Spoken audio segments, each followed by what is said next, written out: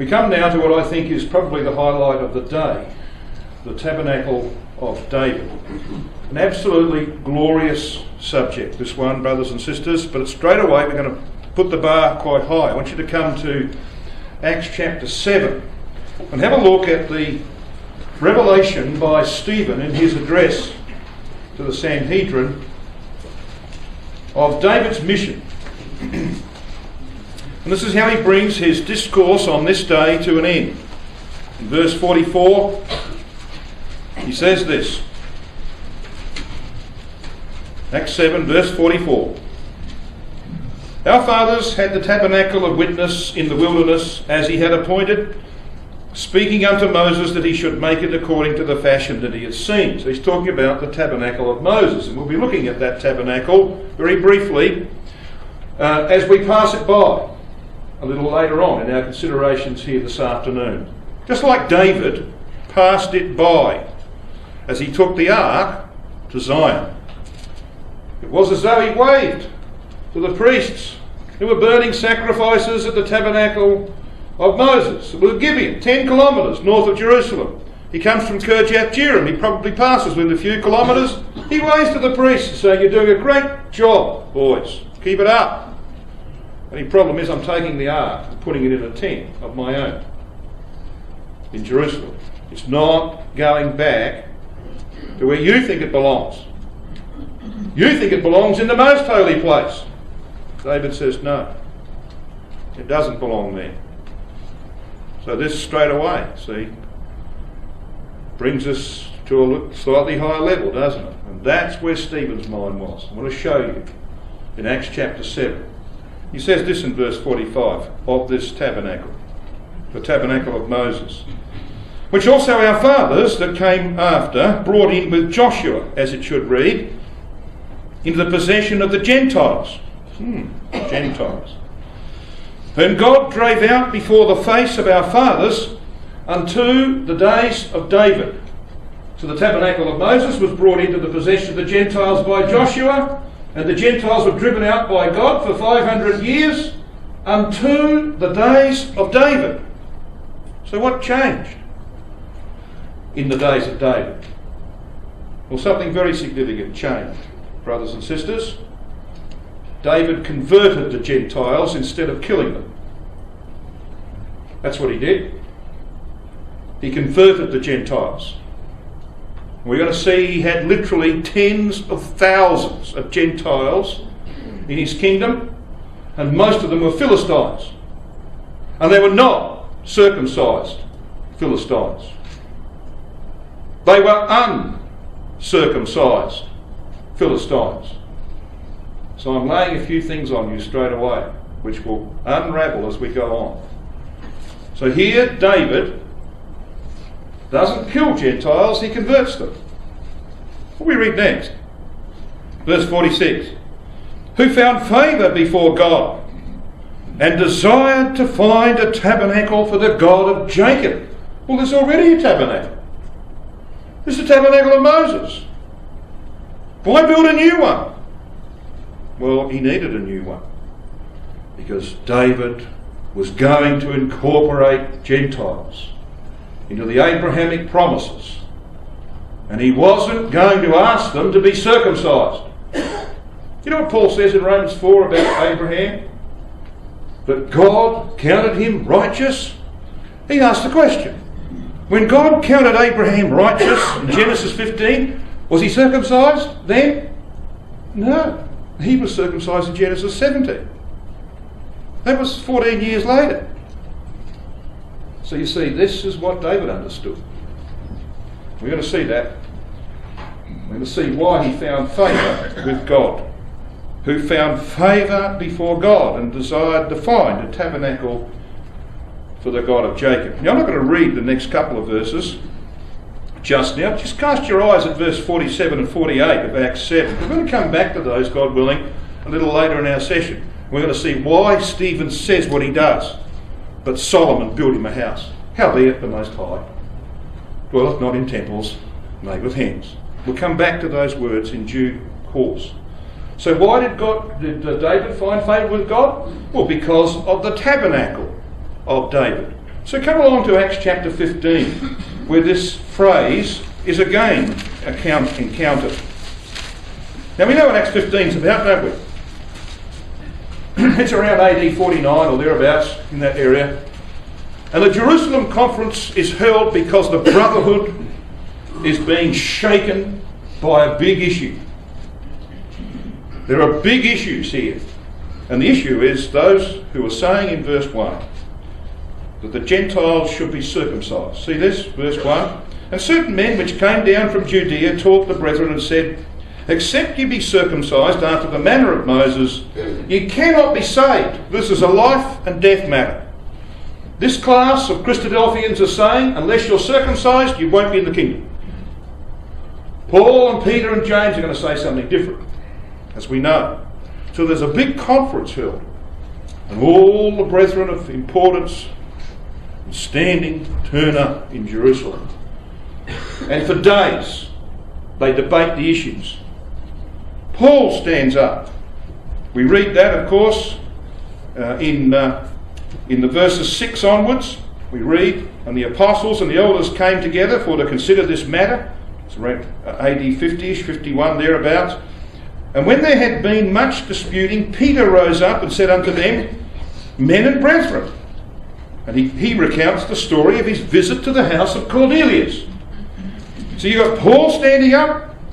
Verse 2, Paul and Barnabas had no small dissension with them. Peter stands up. And when you get to verse 11, they're still debating the issue. It hasn't been resolved. The input of Paul and Peter has not resolved the issue. So who stands up then? James. Verse 12. The multitude kept silence and gave audience when Barnabas and Paul declared what miracles and wonders God hath wrought among the Gentiles by them. No resolution. And after they had held their peace, James answered, saying, men and brethren, hearken unto me. Simeon, Peter he means, hath declared how God at the first did visit the Gentiles, he means in the house of Cornelius, to take out of them a people for his name. And to this agree the words of the prophets, as it is written, after this I will return, and will build again the tabernacle of David, which is fallen down, and I will build again the ruins thereof, and I will set it up, that the residue of men might seek after the Lord, and all the Gentiles upon whom my name is called, saith the Lord who doeth all these things. Known unto God are all his works from the beginning of the Amos, the age. Wherefore my sentence is that we trouble not them which from among the Gentiles are turned to God. It's all over. It's all over. The debate comes to an end. They take out the pens and they write the decrees. No more argument. And all he's done is quoted Amos chapter 9. You will have noticed by now the term Gentiles occurs 7 times in this context of Acts chapter 15. Again, it's entirely accidental. 7, the number of the Abrahamic covenant. 7 times this term Gentiles. And James' astonishing citation of Amos 9 verses 11 to 15, which of course is actually based on the context of the kingdom, brings an end to all debate. An end to all debate. And we're going to see why in a moment, brothers and sisters, there was an end to all debate. It's because of the reference to the Tabernacle of David. That's why. Now, why? Well, you see, there's actually 2 passages quoted here by James. The words, after this I will return, are taken from Jeremiah 12 verse 15. You can check that one out in your own time. But the other one is from Amos chapter 9. So let's come back to Amos 9 and have a look at what James quotes.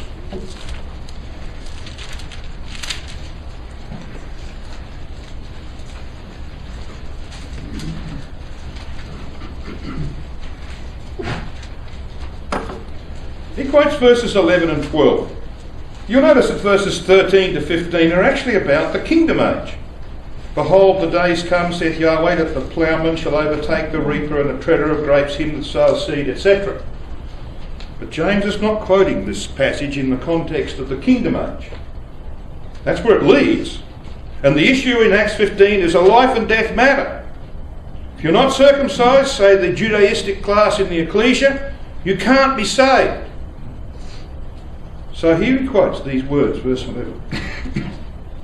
In that day will I raise up the tabernacle of David that is fallen, and close up the breaches thereof, and I will raise up his ruins, and I will build it as in the days of old, that they may possess the remnant of Edom. Just want you to take that name on board. We're going to meet that in a moment. The remnant of Edom, and of all the nations which are called by my name, saith Yahweh, that doeth this. So he's quoted those two verses. Now what's the context of these verses, brothers and sisters? Well, quite apart from this matter of the tabernacle of David, have a look at verse 7 of Amos 9. He was gone upbraiding his people for their unfaithfulness. And this is what he says to them in verse 7. Are ye not as the children of the Ethiopians unto me, O children of Israel? Now by Ethiopians here, he doesn't mean the ones who live in Ethiopia. Alright? This is the Hebrew word Cush. Cushites. And the Cush he's referring to is the Cush of Nimrod. Okay? Nimrod and Semiramis. That's the Cush. It's the one of Genesis chapter 2. The original Cush. There were 3 Cushes in the Bible, by the way. And the reference here is to the one in Genesis chapter 2. The home of the Babylonian apostasy. So he says to his people, are ye not as the children of the Cushites unto me? Have not I brought up Israel out of the land of Egypt? Yes. And the Philistines from Caphtor, Crete? Yes. And the Syrians from Kir? Yes. What's he saying to them, brothers and sisters? At the same time that Yahweh called Israel out of Egypt, you know what he was also doing? He was taking the Philistines from Crete and depositing them on their southern coast. At the same time that he was doing that, he was taking the Syrians from Kir and depositing them on their northeastern border. The next door neighbours of his people Israel were going to be the Philistines in the south and the Syrians in the north. Hear what God's saying to these people, to Israel, his people? He's saying, now listen, I fulfilled my covenant to Abraham, that I spoke to him in Genesis 15 that I would deliver you out of Egypt, and I have done that. At the same time, I brought the Philistines, the uncircumcised Philistines, and put them on your coast. And I brought the Syrians from Kir and put them on your northern border. Don't you think that I could have done with them what I have done with you? See the point he's making? It's only because of the Abrahamic covenant that he's doing what he's doing with Israel. At the same time, God is working with uncircumcised peoples. Guess what? In the days of David, 500 years later, in Israel, there are literally tens of thousands of uncircumcised Philistines. So what's David going to do? Could you go to the tabernacle of Moses and worship Yahweh without being circumcised? No. So what's he going to do? He's going to put the Ark of the Covenant in a tent of his own making, quite separate from the Mosaic, so that Philistines can gather with the Jews, with Israel, and worship Yahweh without the hindrance of the law which required their circumcision. That's what he's going to do. And everyone in Acts 15 knew that. They knew their history. Or at least when they were reminded of it, they remembered their history. And so the argument was over. It was all over. The Tabernacle of David ends all debate about uncircumcised Gentiles, because the Philistines had been converted by David and not asked to be circumcised. Known unto God are all his works from the beginning of the age, says James. Debate over. Get out the pens, let's write the decrees. Isn't that interesting? It's all because of this tabernacle of David. So we need to explore why. What was it all about? Well, you see, before we do that, let's just remind ourselves of where we're heading, brothers and sisters, very soon. to be kings and priests, to operate in this house. And in Isaiah chapter 16 verse 5 we read this about the house of prayer for all nations. And in mercy shall the throne be established, and he shall sit upon it. That's the throne of David. In truth, where? Where's Christ going to sit? In the temple of Ezekiel's prophecy? Yes. Not called that here, is it? Is it called the house of prayer for all nations here, like Isaiah 56 verse 7 says? No. What's it called? The Tabernacle of David. That's what that's called. It's exactly where David pitched his tent. Alright? The Tabernacle of David. Christ will sit there judging and seeking judgment and hasting righteousness. Why? Because it's a house of prayer for all nations. Okay? That's the point of that. I did warn you I'm going to raise the bar. Come on. Be fair. But it won't get easier. Because we're going to go back and explore the roots of this Tabernacle of David. So let's come back and have a look. 2 Chronicles chapter 1.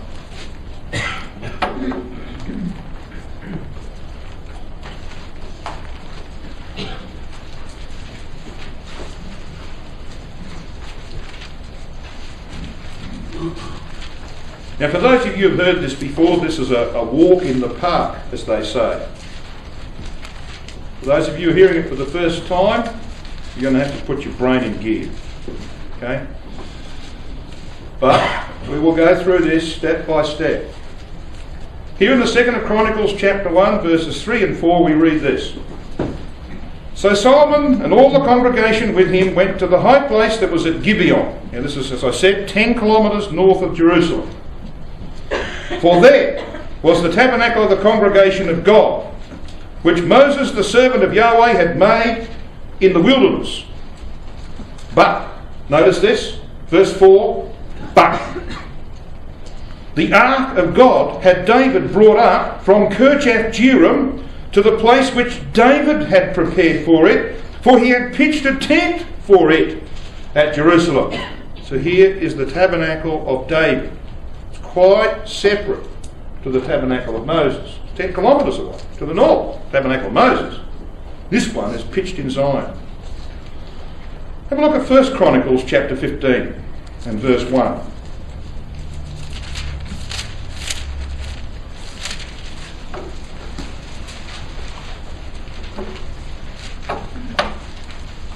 First Chronicles 15 verse 1 we read this.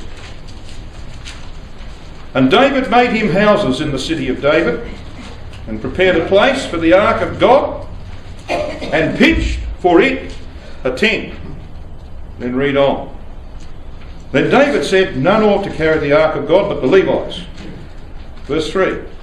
And David gathered all Israel together to Jerusalem to bring up the ark of Yahweh unto his place, which he had prepared for it. Turn the page to chapter 16 verse 1. So they brought the ark of God and set it in the midst of the tent that David had pitched for it, and they offered sacrifices and peace offerings before God. So I think by now we can see that the tabernacle of David is an entirely separate instrument, entirely separate tabernacle or tent to the one that Moses made in the wilderness. Okay, it's pretty obvious, isn't it? Why?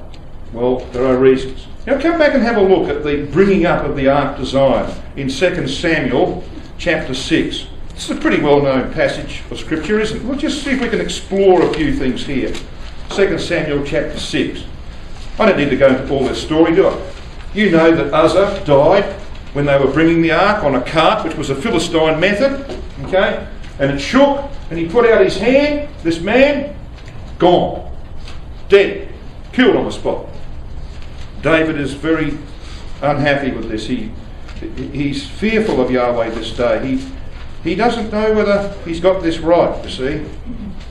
So we read, verse 9, that David was afraid of Yahweh that day, and he said, How shall the ark of Yahweh come to me?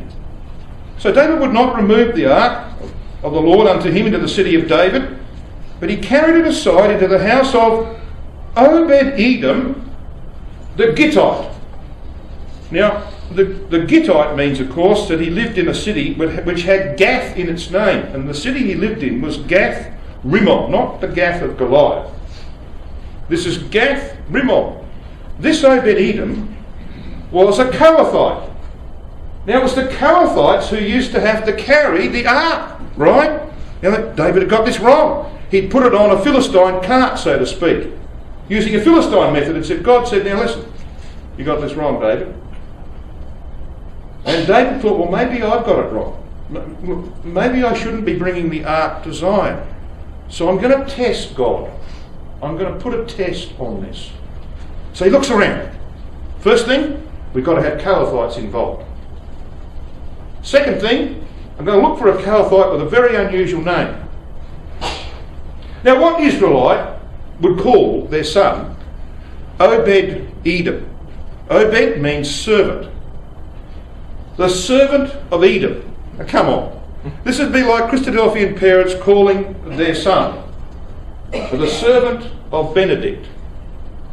You know, Benedict the 16th. Would you call... Because you see, Edom in the Bible speaks of Babylon the Great. That's what it represents in the scripture. Babylon the Great. Now, nobody in their right mind would call their son the servant of the Pope. Would you? Nah. So David looks around and says, he's got the right name. He's the servant of Edom. Now, did you recall what Amos 9 verse 11 said, 11 and 12? That the remnant of Edom and of all the nations. Remember that? There's a link there.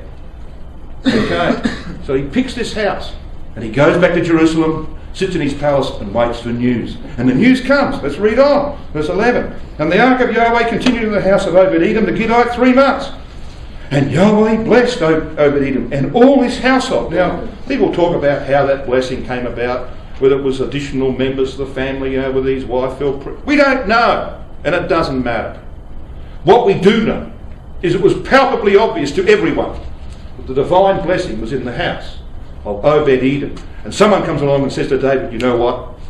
God has blessed the house of Obed-Edom. He says, you beauty. I know I was right. I haven't got this wrong. God's intervened to show me I haven't got it wrong. Oh yes, I messed it up in the method of the transport. I acknowledge that. But my intention to take the ark to Zion and to bypass the Tabernacle of Moses is right. That's why Stephen says in Acts 7, he found favour with God and desired to find a tabernacle for the God of Jacob. And what says Jacob in Acts 7? Yeah, you got it. Think about it. Jacob is the natural name, isn't it? And I'll tell you something. You follow that name through, it's always going to be used in relation to the Gentiles as well as to 12 tribes of Israel. You know why? Because of Deuteronomy 32 verse 8.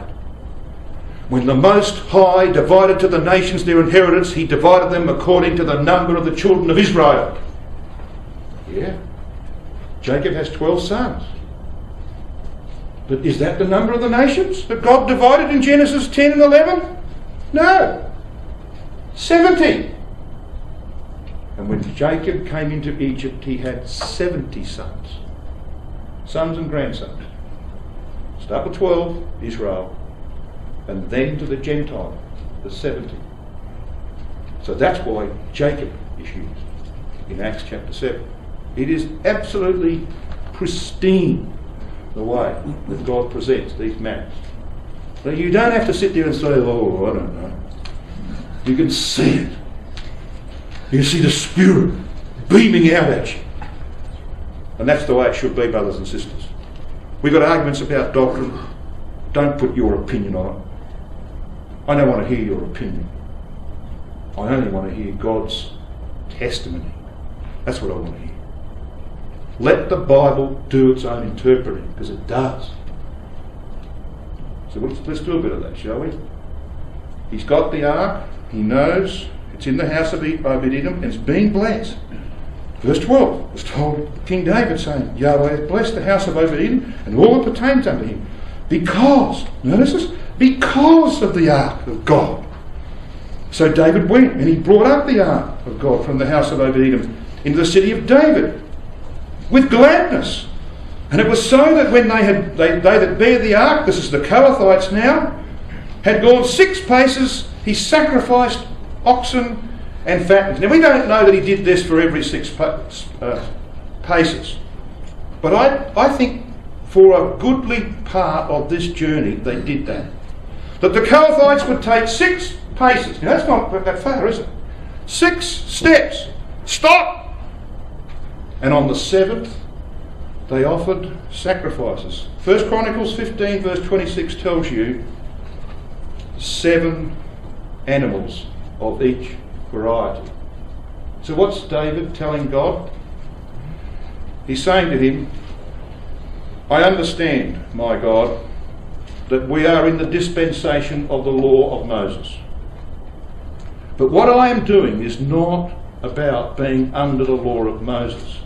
What I'm doing is about Melchizedek, the Melchizedek order. Now we'll come to that in a moment. And so he acknowledges by the 6 steps that it's going to take 6,000 years before this can become a reality. But he understands the principles involved. And the principle involved is the inclusion of Gentiles. Now that is how this unfolds, as we shall see.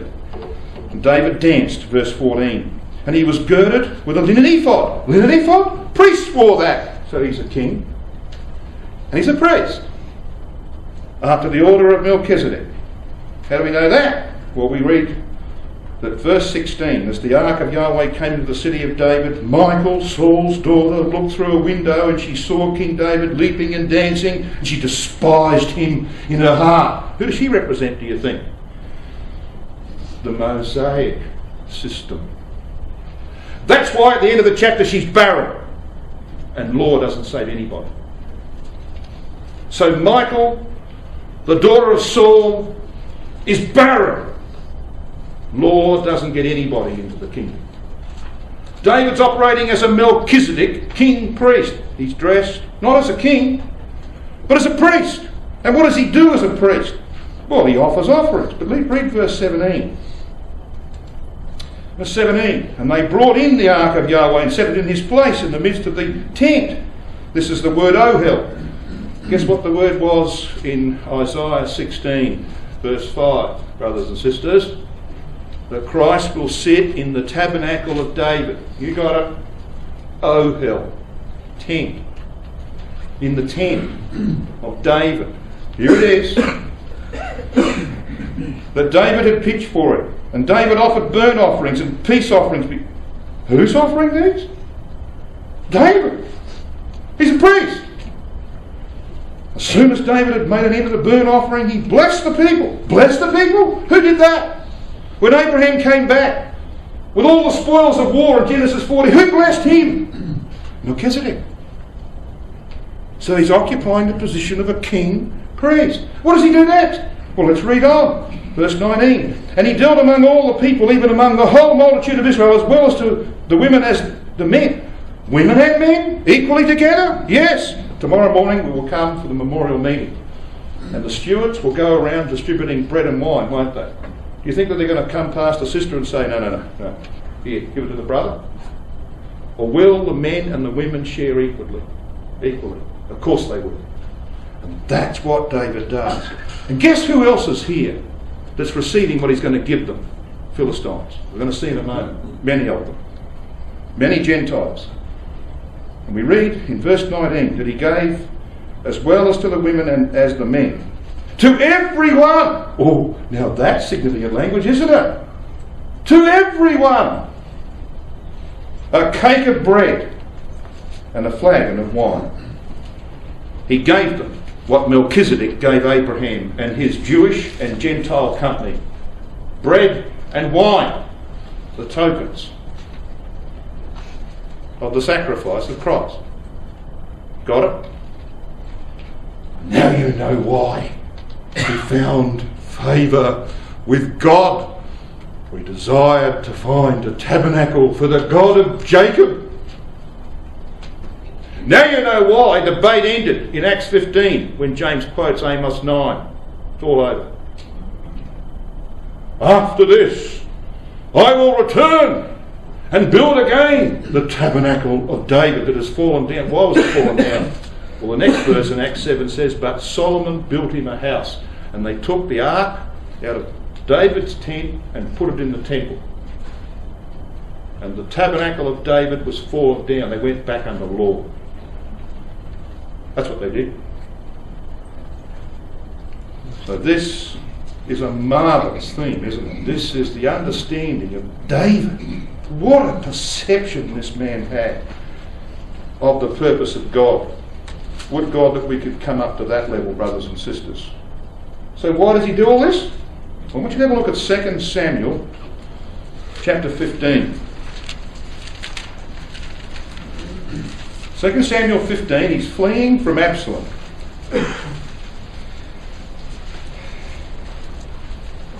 And we read this in verse 18.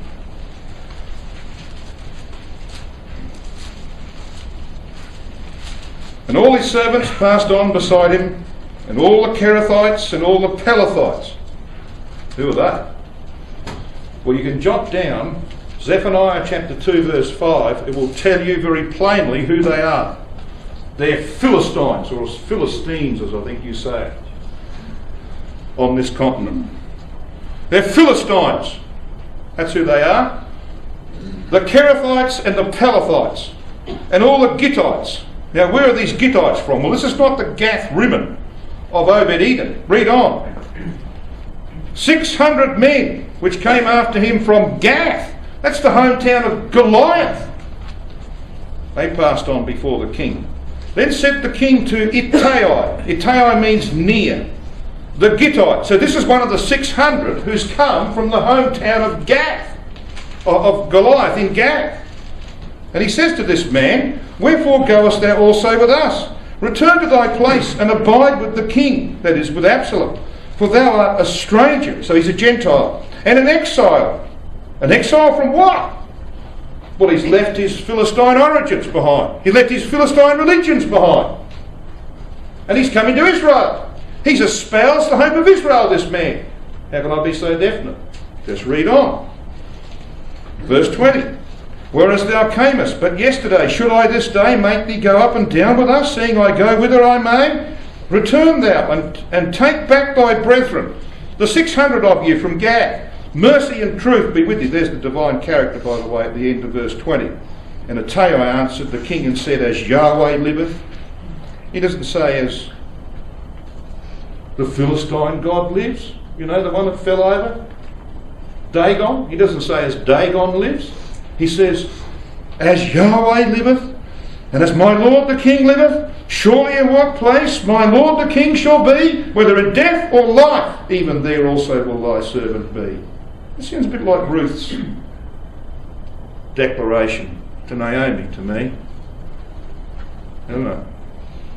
Here is a Christadelphian. And you reckon he was circumcised? No. This is why David built his tabernacle. So that Philistines could come into the truth and not have to be circumcised. That's why. Otherwise they would have been excluded by the tabernacle of Moses. And as you read in this context, it's palpably obvious, isn't it? You go to chapter 18, you find that fully 1/3 of David's army against Absalom's army were Philistines. And he puts this man in charge of them, Ittai the Gittite. So 1/3 of his army is Philistines. And they're on his side against Absalom. So they are loyal. They're very loyal to David. Why? Because he's desired to find a tabernacle for the God of Jacob. Now that's the story of the Tabernacle of David, brothers and sisters. We could sit down now, but I'm not going to. And you'd probably have enough, wouldn't you? Well, there's more. We want to see the end of the story.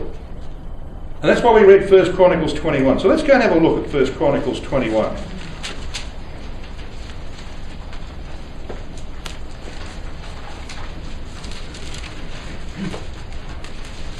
The numbering of Israel, mistake or otherwise. Now we've heard, several views about this in recent times as to whether or not David really made a mistake.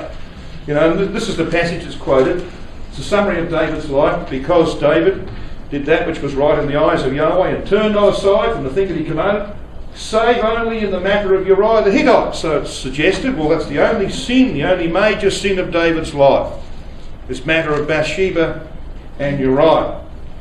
By this deed, we read, thou hast given occasion to the enemies of Yahweh to blaspheme. That's the reason why I believe it's the only one referred to there. Because this sin with Bathsheba brought dishonour on the name of the God of Israel. The things that happened in 1 Chronicles 21 didn't get spread around the nations. They happened internally. That's why I believe there's only one thing here. So who sinned? David or Israel? So look at the testimonies. 1 Chronicles 21 verse 1, which is in front of us, says that Satan stood up against Israel and provoked David to number them. So Israel's in the firing line here. 2 Samuel 24 verse 1 says, and again the anger of Yahweh was kindled against Israel, and he moved David against them to say, go, number Israel and Judah. So doubtless Israel was deserving of punishment at this time. They'd become lax, complacent, or whatever else, and God was going to give them a shake and wake them up. And that happened through the incident of the numbering of Israel and its consequences. But was David free of error in numbering his people? We read in 1 Chronicles 27 verses 23 and 24, and I'm doing this because if I was to take you to each of these passages, we wouldn't get through it. But David took not the number of them from 20 years old and under, because Yahweh had said he would increase Israel like to the stars of the heavens. And Joab, who he sent out to number Israel, the son of Zeruiah, began to number, but he finished not, because there fell wrath for it against Israel. Neither was the number put in the account of the Chronicles of King David. It's been suggested that, in fact, this wasn't a sin of David. The real problem was Israel, and that what David was doing in numbering Israel was to take in the half shekel of the sanctuary so that he could use this for the building of the temple, the preparation of the temple. I don't believe so, brothers and sisters. I believe David messed this up good and proper. And we're going to see why God took such savage vengeance upon his people. And David understood that he was the one at the heart of this problem. In 1 Chronicles 21 verse 17 we read, and David said to God, is it not I that commanded the people to be numbered? So that's the cause of the problem, isn't it? Even I that have sinned and done evil indeed, but as for these sheep, what have they done? 2 Samuel 24 verse 10, David's heart smote him after that he had numbered the people. But David said unto Yahweh, I have sinned greatly in that I have done. And now I beseech thee, O Yahweh, take away the iniquity of thy servant, for I have done very foolishly. So you think David sinned? James chapter 4 verse 17 says, to him that knoweth to do right and doeth it not, to him it is sin. In Romans, Paul says something similar, doesn't he? Was it in Timothy? He says that if you don't act by faith, it's sin. David wasn't acting out of faith here. He wasn't acting out of a good purpose. And he made a very serious mistake. Because when he said to Joab and his men to go out and to number, they were to number the children of Israel. So who gets left out? Number the tribes of Israel. Who's left out? The tens of thousands of Gentiles who live in the land. Now when you numbered Israel, just to know their number, that was forbidden. You couldn't do that. You could not go out and count up the men you had so that you could say, oh, I got 2 million. God didn't want you to know the number. He wanted you to trust him, no matter if you had 10 or 10 million. He wanted you to trust him. But if you numbered Israel, the half shekel was required to impress the need for redemption. Whether you were rich or poor, you paid the half shekel. Silver is the symbol for redemption. Rich or poor, pay half. Why? Because you all need redemption. So you're acknowledging your divine need. The need for God to redeem you. Okay? You can number them for that reason. Not just to see how many people you had in your army. But numbering the tribes of Israel and omitting the Gentiles in the land was David's greatest mistake. And God makes him pay, as we're going to see. Hence, when you read this record of 1 Chronicles 21, we come to verse 14. He's been given 3 choices, hasn't he? The 3 choices are in verse 12. He chooses the 3 days of pestilence. Knowing that God is merciful, he says, I'll take the 3 days. So verse 14 says that Yahweh sent pestilence upon Israel, and there fell of Israel 70,000 men. Why that number, do you think? Well, you see, 70 is the number of the Gentiles. You can prove that from Deuteronomy 32 verse 8, and by adding up the names in Genesis chapter 10. It's an exercise for our younger brethren. If you haven't done that, work through Genesis chapter 10. And you'll find there are 70 families there. This is the number of the nations. You can prove that from a number of actual places in the scripture.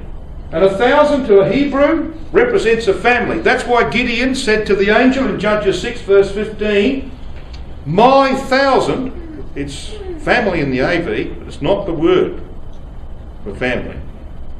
It's the word for 1,000. My 1,000. By 1,000, of course, it's meant you start with 1, a father, and he multiplies and you get 1,000. So 1,000 to a Hebrew meant a family.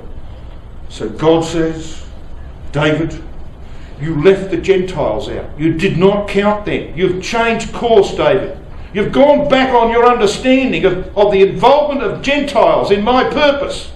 You sent Joab out to number the children of Israel. You're going to belong to a tribe to be numbered. What about the Gentiles, David? So I will take out of your people 70,000. The family of the Gentiles in equivalent. So he takes out 70,000 Jews. You lead them out? This is what I do to you. Got the message? Now, does David understand this? Does he know that this is what God's doing? Well, let's pursue this, shall we? Because he comes to Ornan's threshing floor. So let's just read down. Verse 15. And God sent an angel unto Jerusalem to destroy it.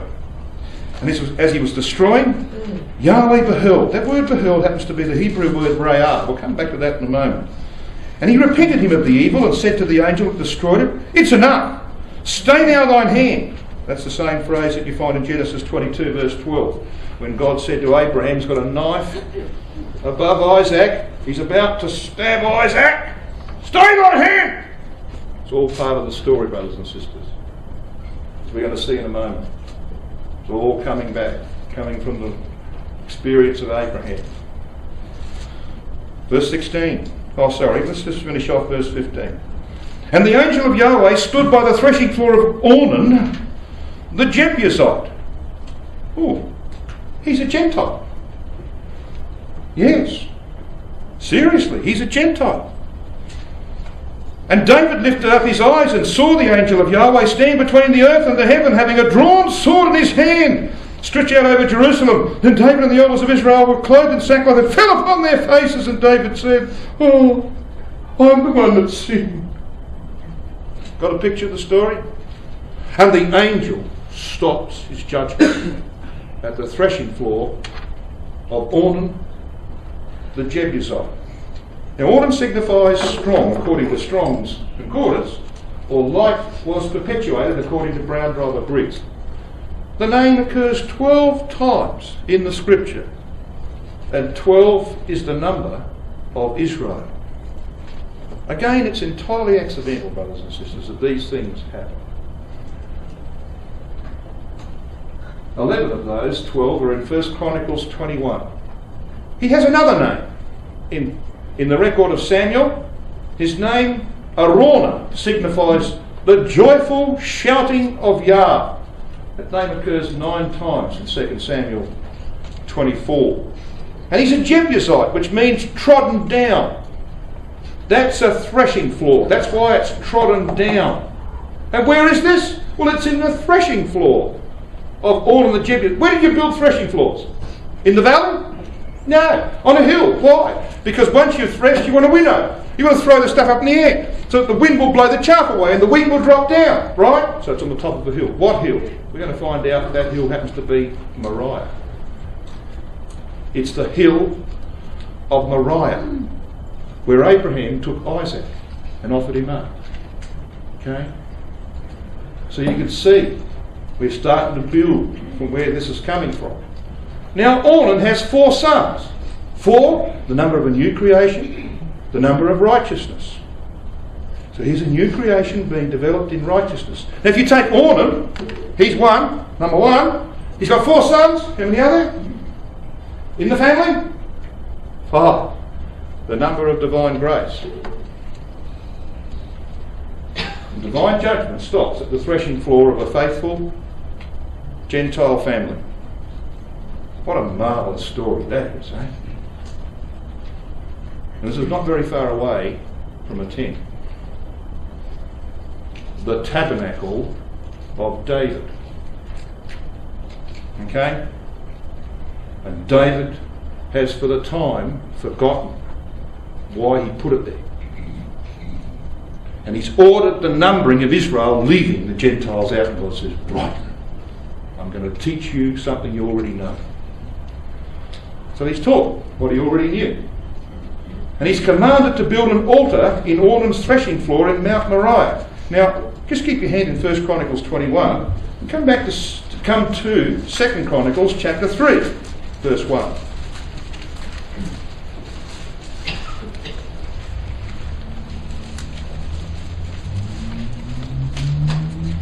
In fact, I didn't even need to get you to do that because I've got it on the screen here. Anyway, if you're there, this is what you're going to find in 2 Chronicles chapter 3, verse 1. Then Solomon began to build the house of Yahweh at Jerusalem in Mount Moriah, where Yahweh appeared unto David, his father, in the place that David had prepared in the threshing floor of Ornan the Jebusite. So where's the threshing floor of Ornan? Well, it's on Mount Moriah, isn't it? The very place where Abraham took Isaac. So that's just simple proof of where this all took place. Now, coming back to 1 Chronicles 21, let's just see what David tried to do here in the drama of this day. Come to verse 28 of 1 Chronicles 21. And that time when David saw that Yahweh had answered him in the threshing floor of Ornan the Jebusite, then he sacrificed there. For the tabernacle of Yahweh which Moses made in the wilderness and the altar of burnt offering were at that season in the high place at Gibeon, 10 kilometres north. But David could not go before it to inquire of God, for he was afraid because of the sword of the angel of Yahweh. David was utterly confused, brothers and sisters. Utterly confused. He ordered the numbering of Israel, his heart smote him, and then God says, I'll give you 3 choices. He chooses the 3 days. There's 70,000 of his people being slaughtered. I mean, just imagine being responsible for the death of 70,000 people. And he's saying, what am I going to do? You know what he's going to do? He's going to run to Gibeon. That's what he's going to do. I'll run to Gibeon. I'll go to the Tabernacle of Moses. And God stops him. He stops him. Why? Well, because as David's making his way north, the angel arrives with a sword drawn in his hand. You're not going anywhere, David. Just stay right there. Where is he? In the threshing floor of Ornan the Jebusite. And God says to him, now listen, you make an altar here and offer sacrifices, and I'll accept them. I don't want you going to the tabernacle of Gibeon. You had this right once, and you've forgotten it. That's what he's telling you. He tried to go there, but God stopped him. Now David knew, didn't he, where Christ would be sacrificed, brothers and sisters.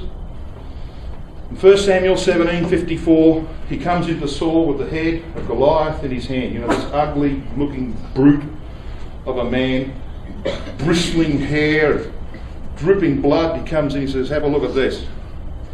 It's the head of Goliath. You know what he does? Puts his armour in his tent. He takes a 20-kilometre journey to Jebus. This is not in the hands of the Jews. He goes to Jebus. And he puts that head in a place that I believe later became known as Golgotha, the skull of Goliath. Why do you do that, do you think? Why did this 17 or 18-year-old boy go from the valley of Elah to Jerusalem with the head of Goliath? Well, he wrote Psalm 8 at the same time, and Psalm 8 is about the work of Christ, exercising dominion over carnal things. David knew exactly where Christ would be sacrificed. He knew exactly where he would be sacrificed. How did he know that? Well, from Genesis 22. By looking at the story of Abraham and Isaac and seeing in them Yahweh and Christ. And where did God say to take Isaac? Well, to Moriah. See? So when God says to him, you make an altar here, don't you foolishly go back to Gibeon. You make an altar here in Mount Moriah. David knows. And this is where Christ is going to be sacrificed. And why would Christ be sacrificed? To save just Jews? Nah. To save Jew and Gentile, whom he's left out in the numbering of Israel. So David sacrifices on Moriah, as we read in verse 28. And then what does he do? You know, this is one of those little imprimatas. You could say to me, well, that's just your opinion. Brother Jim, that's just your opinion. And then I'll point to the first two verses of the next chapter. Then David said, this is the house of Yahweh Elohim, and this is the altar of burnt offering for Israel. Where? In the threshing floor of Ornan the Jebusite. Now read the next verse. And David commanded to gather together the strangers that were in the land of Israel, and he set masons to hew wrought stones to build the house of God. The very first thing he does is send messengers out and say, I want all the Gentiles to come. I want all the Gentiles to come. Got it? He knows. He knows the mistake he's made. He left the Gentiles out of the numbering. Reckon that's where the story ends? No, it doesn't, brothers and sisters. This is what 2 Chronicles 3 verse 1 says. Remember, we were back at this passage a while ago. Solomon began to build the house of Yahweh at Jerusalem in Mount Moriah, where Yahweh appeared. This word Moriah means seen of Yah. And when it says where Yahweh appeared unto David his father, the margin is correct. It says, which was seen of David his father. Now what's this all about? Well, let me just give you in a nutshell what Genesis 22 is all about. Take thy son, thine only one, whom thou lovest, to Moriah, and offer him there for a burnt sacrifice unto me. Moriah, seen of Yah. So when Abraham takes Isaac, God's looking down from heaven.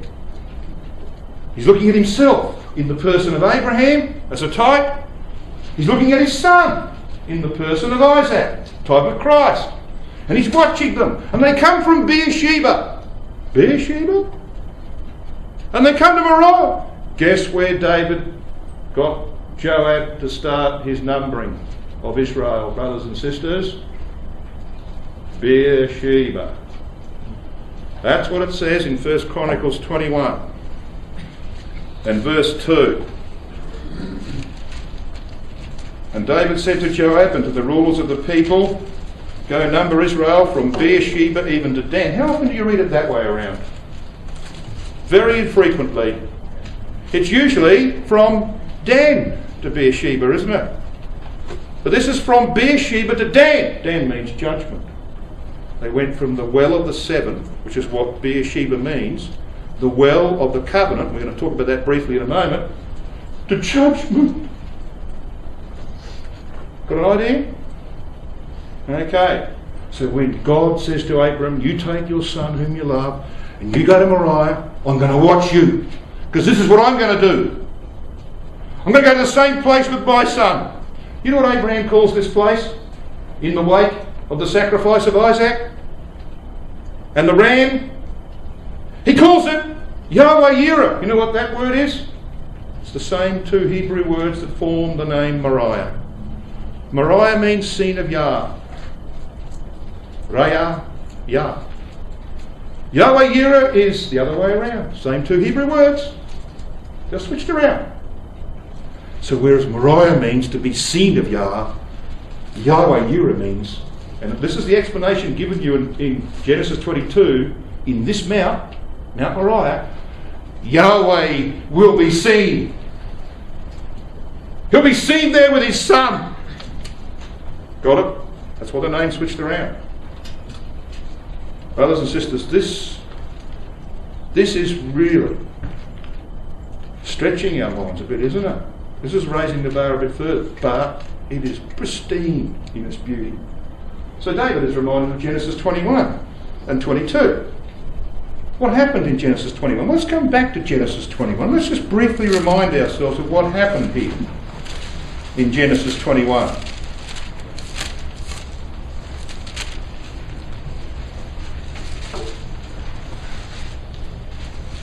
In Genesis 21, verses 22 to 34, we read of very important incidents in the life of Abraham. Ishmael and Hagar are finally banished. We know what that represents, brothers and sisters. It's the setting aside of the Mosaic order. That's what that represents. Hagar, law of Moses. Ishmael, Jews living under law, circumcised in flesh but not in heart, put out of Abraham's house. What comes next? Well, Abraham makes a covenant with Abimelech, the king of the Philistines. And Abraham offers up Isaac in the next chapter as a type of God and Christ in the act of sacrifice. And God makes the covenant unconditional. In thy seed shall all nations be blessed. And then what does Abraham receive? At the end of Genesis 22, he receives news of his family in the Gentile lands. And guess how many sons there are born to Milcah? 12. The Israel of God in Gentile lands. What happens next?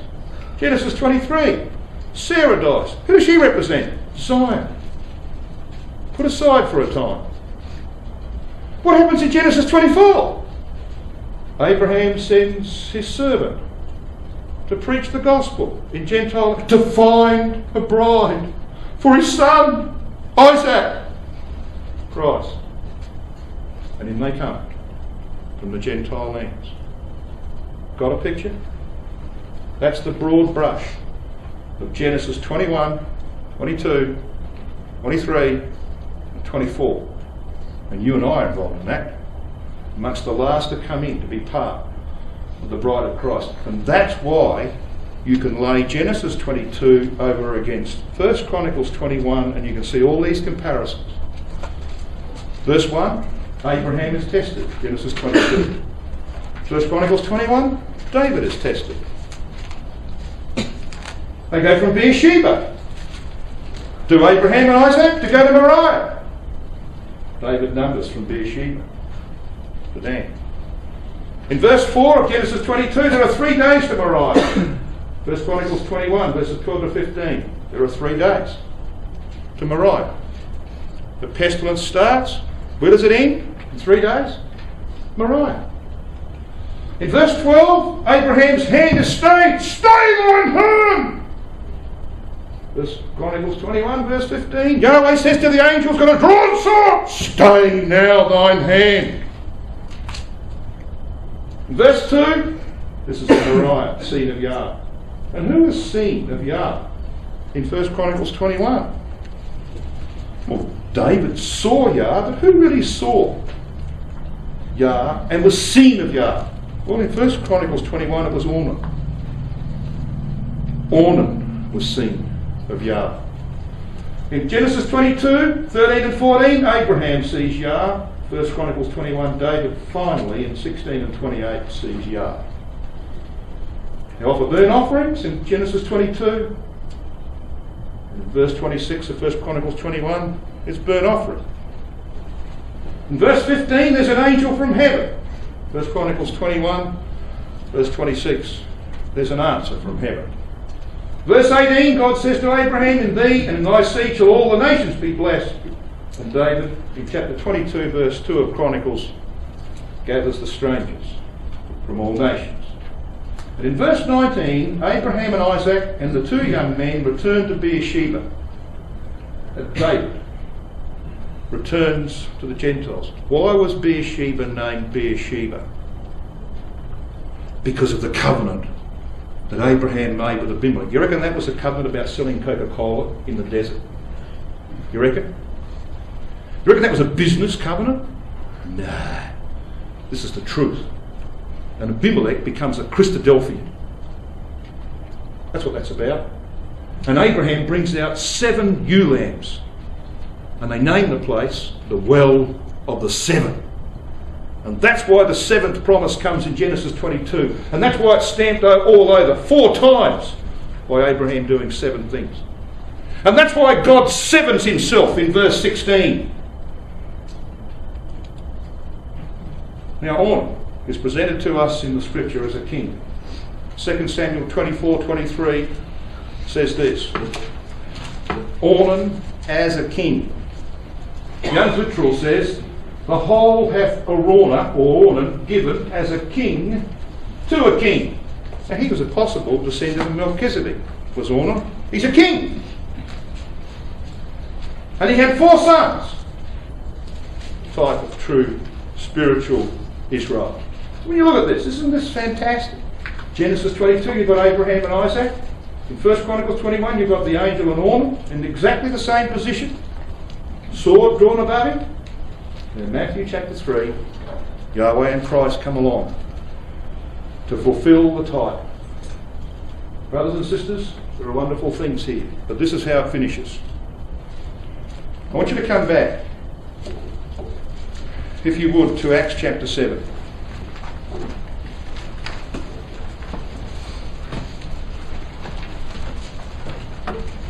In Acts chapter 7, Stephen goes on to say these words. So let's just remind ourselves of what we read in verse 46.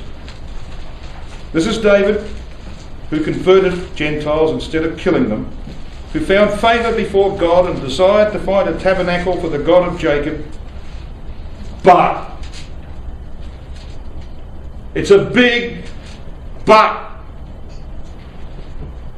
Solomon built him a house, and the Tabernacle of David fell over. It was in ruins.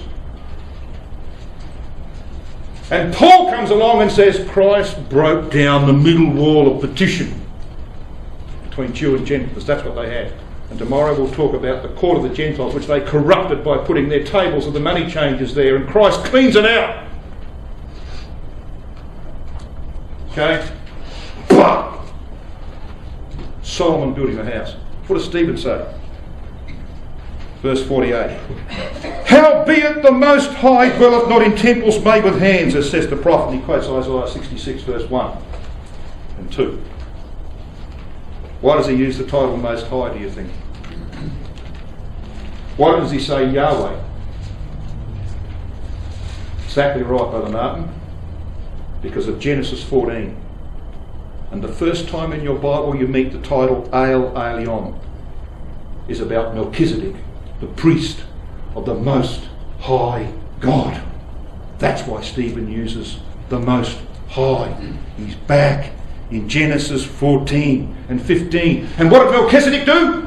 He brought out bread and wine. It's exactly what David did when he brought the ark to Zion. 2 Chronicles chapter 2 verses 17 and 18, Solomon involved the Gentiles in building the temple. He made them slaves. 70,000 of them, it says. 70,000? That was the number that God took out of Israel. David decided to find a tabernacle for the God of Jacob. But Solomon built him a house. But God didn't dwell in it.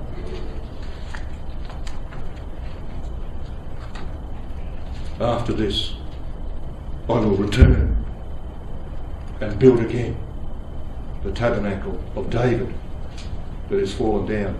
And when you and I become kings and priests after the Melchizedek order, brothers and sisters, guess where we're going to serve? Guess where we will be? You've got it. Isaiah 16 verse 5. we will be in this building here, in the Tabernacle of David.